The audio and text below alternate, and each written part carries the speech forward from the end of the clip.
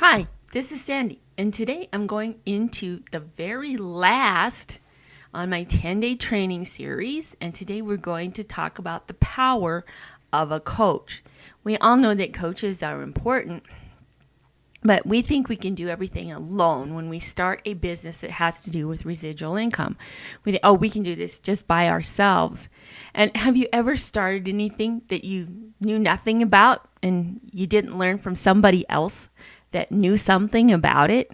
Well, if you try to start a business without any help from anyone, and this happens all the time, you start a business with your brother-in-law, your cousin, or something like that, and then it fails. Well, that's why it fails, is because there's nobody coaching you that knows what they're doing. Let me talk about the power of coaches. Some of you know who this guy is. He's sporting his 4 Super Bowl rings. His name is Tom Brady. And you've probably heard of him if you know anything about football. He's one of the most successful football players ever. And he learned early on the power of a coach. He learned what they would do for him and how they could challenge him. Now, let me go into the story of Tom Brady. He wasn't always successful like he is now. When he started in high school, in his freshman year, he was the 7th backup quarterback for a team that went 0-8.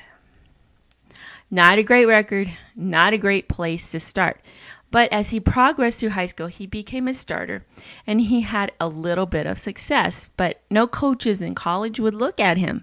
So he sent out tapes to college coaches. Now he's tapping into the power of a coach. And one team came calling on him. Only one. It was the University of Michigan, but that's all he needed was one team. And he went to Michigan. So he started as a backup quarterback in his freshman year in college at Michigan. But he was good enough to start his sophomore year. He worked and worked and worked, and he was good enough his sophomore year to be a starter. But the coach had a policy that he wouldn't let him start because he would not start underclassmen over seniors. And there was a senior that was a good player, so the coach started him during Brady's sophomore year. Now, in his junior year, he was good. He was the starter. Everything was good. He was doing really well. Then his senior year came along, and there was this new kid in town called Drew Henson. He went to Michigan. He was supposed to be a wonder boy. He was supposed to be one of the really, really good ones that was going to take off and do really, really well in the NFL. So the coach went back on his policy not to start underclassmen. Now, if you know the story of Drew Henson never really made it in the NFL. He went and played for about 6 years, I think, but then they let him go. He never really made it big in the NFL. But he, at this time, when college came along, he was supposed to be the wonder boy, supposed to be a shoo-in for the NFL and would be really, really good. Didn't turn out that way. So the coach went back on his policy to not start underclassmen with Tom. So what he did was he'd start Tom Brady during the first quarter, he'd start Drew Henson during the second quarter, and then he'd decide who he was going to put in to finish the rest of the game. Well, this went on for a while till the midseason, and then Drew Henson went down 0-17, and then Tom pulled off a win. After that, he was the starter, so he went back to his starting position. Now, you would think because he did so well in the college that he would go to the pros. You'd think he'd be very high in the draft pick and he would be very well highly recommended. But he actually wasn't. In his profile, and said he was too skinny, said he would be tackled easily, and it said he would get hurt easily. Because of that, the only team that came calling was the Patriots, and he was a 6th-round draft pick, and he was picked 199th. Not a very stellar performance when he was picked. He was a backup quarterback for Drew Brees for 2 years when he went into the NFL. And Drew got hurt, and he went on to start after that. During that particular year, the Patriots won the Super Bowl. Mr. Tom Brady has 4 Super Bowl rings. He was AP Athlete of the Year in 2007, and he has been All-Pro for 11 years. And he started in 2000. That was when he was drafted into the NFL. So he has had a stellar career, one of the best careers of any quarterback ever. But he learned this because he had a coach. So what does this have to do with coaches? Well, he learned the value of coaches.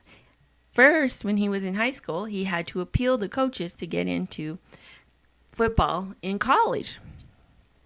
And he said his college coach pushed him farther than he ever thought possible. This is one of the reasons why he has been so good in the NFL, was because his college coach pushed him farther than he ever thought possible. He also used coaches and sports psychologists in his college career to overcome the disappointment of not being a starter. In his college career, he'd be a starter, and then he wouldn't be a starter, and then he'd be a starter, and then he wouldn't be a starter. So he used coaches to help make him better, and he used sports psychologists to give him the mindset that he needed to overcome all the disappointment that he had in college. And then he paired with Bill Belichick. And they became one of the most dynamic duos ever in football. So a coach is very, very important. I remember when my kids were playing soccer back when they were little. And one year, the kids would have a really good team, and the next year, they wouldn't have a very good team. And they have the same people, basically the same kids on the team, but it was the coach. So the coach is so important in becoming good and becoming successful in anything you do.